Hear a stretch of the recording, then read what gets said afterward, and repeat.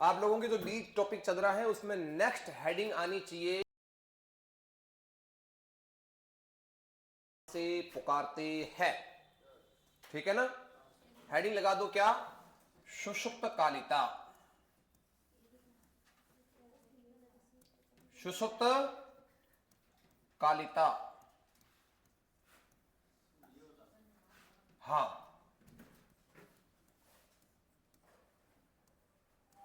Dormancy,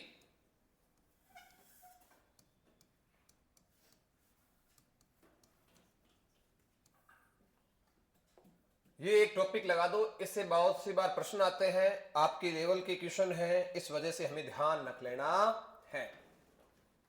clear है क्या? ठीक है। अब एक बात आप लोग इस चीज को छोड़ दें, बढ़िया। उसके बाद में पहले अपन देखेंगे समझेंगे, उसके बाद में आप लोगों के पास में लिखेंगे, ठीक है। हेडिंग लग गई, ठीक है। अब आप लोग एक चीज को बढ़िया, इसको एक नॉर्मल एग्जांपल से समझो। एक कोई विद्यार्थी है जिसके पापा एक अच्छे खासे हैं और उसको हर एक चीज अवेलेबल करवाते हैं, चाहे वो कैसी बुक हो, हर एक चीज, कोई मटेरियल में कमी नहीं छोड़ते, लेकिन उसका लड़का फिर भी नहीं पढ़ता है। तब उसके पापा एक बार उसको कमरे में ले जाकर बढ़िया सेट कर लेते हैं और उसके बाद में वो लड़का पढ़ने लग जाता है। सेट करने को समझते हो? बस सेट करने का मतलब वो, उसी प्रकार से कोई एक बीज है, उसको अनुकूल वातावरण दिया जाता है, अच्छा पानी देते हैं, पोषक तत्व देते हैं, नमी अवेलेबल हो रही है, उसके बाद भी वो बीज अंकुरित नहीं हो रहा है। इसलिए अपन क्या करते हैं, उस बीज को कुछ ट्रीट करते हैं, जैसे कि बच्चे को कैसे पिटाई हो रही है उस प्रकार से उसको ट्रीट किया जाता है, उसका उपचार किया जाता है, जिसके पश्चात वो बीज आराम से अंकुरित हो जाता है। पहली बात है कि सुषुप्त कालिता की परिभाषा क्या होती है। बीज को अनुकूल वातावरण दिए जाने के पश्चात भी बीज का अंकुरित नहीं होने पाना, उसे अपन बोलते हैं सुषुप्त कालिता। यानी कि बीज सो रहा है आराम से, इस पर डोरमेंसी पाई जा रही है। क्लियर है क्या? अब आपसे दो प्रकार के प्रश्न आ सकते हैं कि भैया ऐसा कौन सा एक हार्मोन है जो सुषुप्त कालिता को तोड़ता है।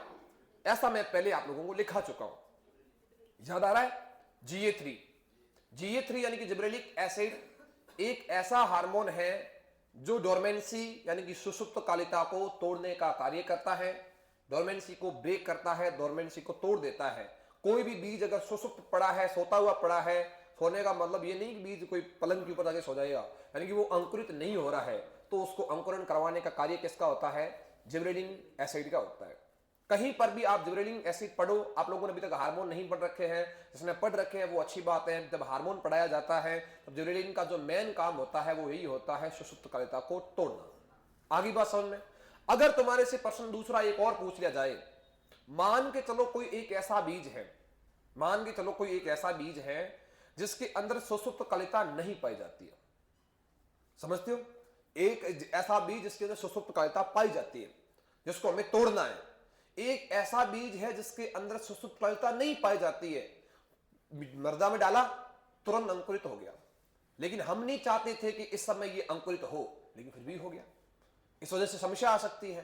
तो कुछ ऐसे भी मार्केट में रसायन आते हैं जिसका आप प्रयोग करके सुषुप्त कालिता को वापस बनाए रख सकते हो। उसके अंदर नाम आता है एब्सिसिक एसिड का। तो तुम्हें प्रश्न आ जाए, ABA का नाम सुना क्या? तो ABA तो क्या करता है? सुषुप्त कालिता को बढ़ावा देता है, परंतु सुषुप्त कालिता को तोड़ने का कार्य किसका है? जिब्रेलिक एसिड का है। कोई दिक्कत वाली बात नहीं। अब तुम्हारे से प्रश्न आ जाता है कि भैया बताओ सुषुप्त कालिता क्या होती है। सीधा अपन लिखेंगे कि अनुकूल वातावरण या अनुकूल परिस्थितियां देने के पश्चात भी हमारा बीज आराम से अंकुरित नहीं हो पाता है, इसको हम बोलते हैं सुषुप्त कालिता। कोई दिक्कत वाली बात नहीं। अब आप लोग देखो, अगर आपसे प्रश्न पूछ लिया जाता है कि बताओ जरा ये जो सुषुप्त कालिता है इसके कितने टाइप हो सकते हैं, तो इसके टाइप हो सकते हैं 3। क्लियर है क्या? अगर आप लोग इंग्लिश में ही याद करके जाओगे, क्योंकि इंग्लिश वाला ही आता है, हिंदी में वो तो कुछ भी लिख सकता है, इस वजह से दिक्कत आ सकती है। सबसे सिंपल और सिंपल आपके पास में आ रहा है इन फोर्स। क्या आ रहा है भैया? In force. नाम सुना होगा इन फोर्स का। फोर्स का मतलब बल है, तो नाम इसका पड़ गया बलकृत सुषुप्त कालिता। क्लियर? इसमें कोई दिक्कत वाली बात? फोर्स का मतलब क्या होता है? ताकत। और ताकत हमेशा कहां लगाई जाती है? गहराई के अंदर। कोई दिक्कत वाली बात नहीं। तुम्हें प्रश्न आ जाए, अगर तुमने मान लो गलती से कोई बीज बोया और तुम्हें मालूम है कि अगर तुम ऐसे प्रकार से बीज बोते हो तो इस प्रकार से, अपने मारवाड़ी में कहते हैं ओड़ी, ओड़ी तो समझते हो, जहां पे हल चलता है उसके पीछे जो सिस्टम चलता है वो बड़ा एकदम खड्डा सा हो जाता है, उसके अंदर तुमने अगर बीज थोड़ा गहराई में डाल दिया तो 100% आप उसको अनुकूल परिस्थितियां दे दो, लेकिन वो बीज कभी अंकुरित नहीं हो पाएगा। इसलिए तुम्हारे से प्रश्न आ जाए कि बीज को अधिक गहराई में बो देने के पश्चात अगर आपका बीज अंकुरित नहीं हो पाता है तो इसके पीछे कौन सी सुषुप्त कालिका कार्य करती है, तो उत्तर देना है इनफोर्स, जिसको क्या कहा जाता है हिंदी में, बलकृत सुषुप्त कालिका। कोई दिक्कत वाली बात नहीं होनी चाहिए। एक केस तो हमारे पास में बड़ा इजी है, समझने लायक है, इसको आप लोग आराम से समझ सकते हो। क्लियर हुआ? उसके बाद में हमारे पास में आता है इननेट। क्या नाम आता है इसका? इननेट। अगर तुम्हारे पास में तुमने थोड़ा बहुत नेट का मतलब समझते हो क्या हो गया? नेट का मतलब जाली, और जाली तुमने अगर डीएनए देखा हो, अगर डीएनए की संरचना देखी हो, इस प्रकार से होती है, उसके अंदर इस प्रकार से जो है वो जुड़े रहते हैं। यहां पे तुम्हें थोड़ा थोड़ा लग रहा है कि ये जालियां ही हैं, और अपन डीएनए किस में पढ़ रहे हैं? आनुवंशिकता के अंदर। तो तुम्हें दूसरा प्रश्न आ जाता है कि इननेट तुम्हें अक्सर पकड़ लेना है, क्योंकि इनफोर्स, इननेट, इंड्यूस तीनों एक जैसे ही देखने को मिलेंगे, तो तुम्हें थोड़ा हिंट अपने माइंड से लगा लेना है। ये कोई समझाने का तरीका है, बाकी आप लोग दूसरे किसी को मत बोल देना कि डीएनए के अंदर एक जाली जैसी संरचना होती है, इस वजह से मैंने आनुवंशिकता के अंदर टिका दिया। ऐसा बिल्कुल नहीं करना है। अगर तुम्हारे से पूछ ले कि भैया डीएनए किसमें पढ़ रहे हैं अपन? आनुवंशिकता के अंदर पढ़ रहे हैं। अगर तुम्हारे से पूछ लिया जाता है कि भैया इननेट प्रकार की सुषुप्त कालिका आप लोग किसे कहोगे? अगर कोई एक आनुवंशिक कारक अगर हमारे पौधे को बीज जो है उसको अंकुरित नहीं होने दे रहा है, तो उस प्रकार की उत्पन्न होने वाली सुषुप्त कालिका को इननेट प्रकार की सुषुप्त कालिका कहा जाता है। जैसे कि हमारे पास में ये अपने पास में जो मैंने बीज बनाया है, ये बीज है और मैंने बीज बो दिया, बढ़िया वातावरण है और बढ़िया पानी दे दिया, सब कुछ ट्रीट कर लिया, सब कुछ कर लिया मैंने, लेकिन हुआ क्या? इस बीज के जो चारों ओर का जो आवरण है, जैसे अपन क्या बोलते थे, भूलना आवरण, जैसे बोलते थे टेस्टा, जैसे अपन क्या बोलते थे, बीजा आवरण। अगर मान के चलो कि इसका जो बाहर का जो आवरण है, जैसे अपन बीजा आवरण है कहते हैं, ये बड़ा कठोर है, बड़ा हार्ड है, इसकी जो बाहरी परत है वो बड़ी पैन कठोर है, तो भैया ये बीज अंकुरित नहीं हो पा रहा है। इसमें किसकी गलती है? किसी की भी गलती नहीं है, इसके अंदर कोई ना कोई एक आनुवंशिक कारक कार्य कर रहा है, इसकी वजह से जो है ये बीज अंकुरित नहीं हो पा रहा है। एक चीज समझ में आ गया? मान के चलो ये बीज है और बीज के अंदर ये भ्रूण पड़ा है, अगर मान के चलो ये भ्रूण इतनी ताकत वाला ही नहीं है कि नया पौधा डेवलप कर सके, तो भैया इसमें गलती किसकी है? हमने तो पानी दे दिया, हमने तो रसायन से उपचारित कर लिया, सारे सिस्टम बिठा दिए, लेकिन फिर भी ये बीज अंकुरित नहीं हो पा रहा है। तो भैया इसमें भी कौन कार्य करता है? आप लोगों के पास में आनुवंशिक कारक कोई ना कोई कार्य करेगा। अब तुम्हारे से प्रश्न पूछ लिया जाता है कि भैया बताओ कि आनुवंशिकता के द्वारा उत्पन्न होने वाली सुषुप्त कालिका क्या कहलाती है? तो उत्तर क्या दोगे? इननेट। कोई दिक्कत वाली बात नहीं। उसके बाद में सबसे लास्ट और इंपॉर्टेंट आता है इंड्यूस्ड।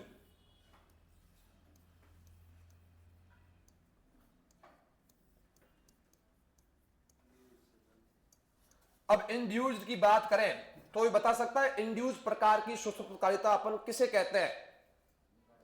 इंड्यूस्ड प्रकार की सुषुप्त कालिका अपन किसे कहते हैं?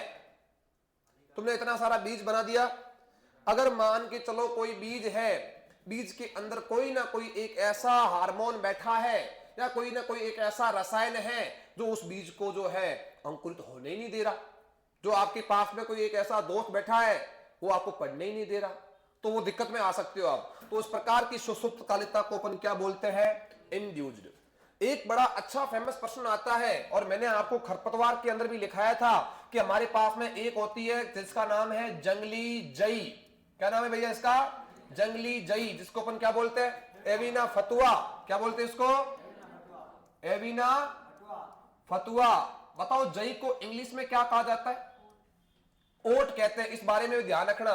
पर इसके लिए अपन एविना शब्द, इसका बोटनिकल नेम एविना सटाइवम होता है, लेकिन यहां पे जंगली जई कहा जा रहा है, तो इसका नाम क्या है? एविना फतुआ। तो एविना फतुआ एक प्रकार का जंगली खरपतवार है जिसके अंदर इनफोर्स, इननेट और इंड्यूस तीनों प्रकार की सुषुप्त कालिकाएं चलती हैं। कोई दिक्कत वाली बात नहीं होनी चाहिए। ये बहुत इंपॉर्टेंट प्रश्न था। अब कई आप लोगों के पास में जो 12th वाली बुक है उसके अंदर लिखा हुआ आएगा प्राथमिक प्रकार की सुषुप्त कालिका, द्वितीयक प्रकार की सुषुप्त कालिका, जन्मजात सुषुप्त कालिका, बलकृत सुषुप्त कालिका। लेकिन इंग्लिश में हमेशा टर्म यही तीन चलने हैं, इनफोर्स, इंड्यूस और इननेट। तो फटाक से इसको लिखो, सुषुप्त कालिका, हेडिंग लगाओ, सुषुप्त कालिका लिखो, इसको सुषुप्त कालिका फटाफट लिखो क्योंकि छोटा सा टॉपिक है।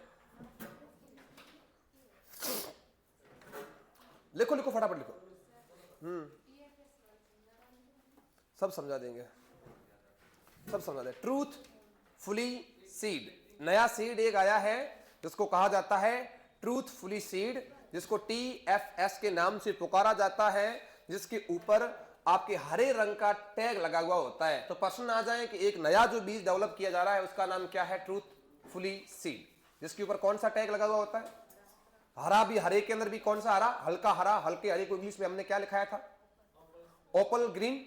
तो अपने को ओपल ग्रीन या ओपल ग्रीन के नाम से जो है इसका टैग लगा हुआ होता है। और इस टैग की जो साइज है वो 15 × 10 सेंटीमीटर की रखी गई है।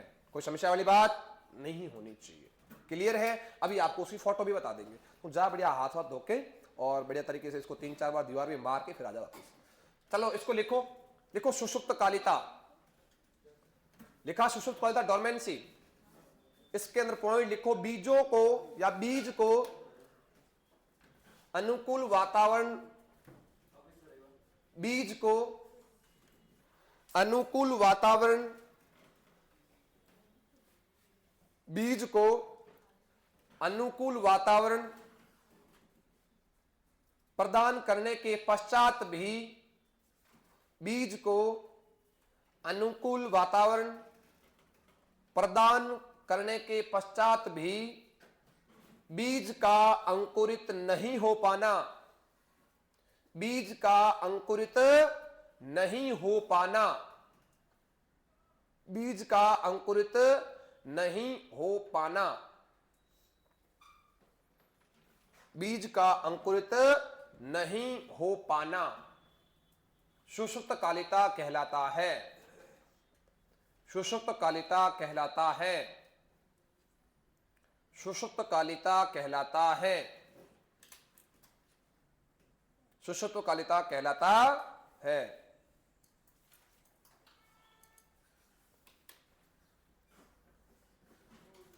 क्लियर है क्या? आगे लिखो, बीज अंकुरण के लिए, बीज अंकुरण के लिए, बीज अंकुरण के लिए,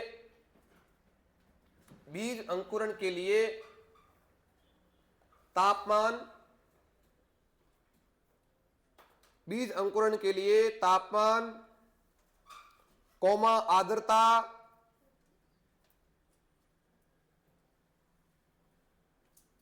नमी,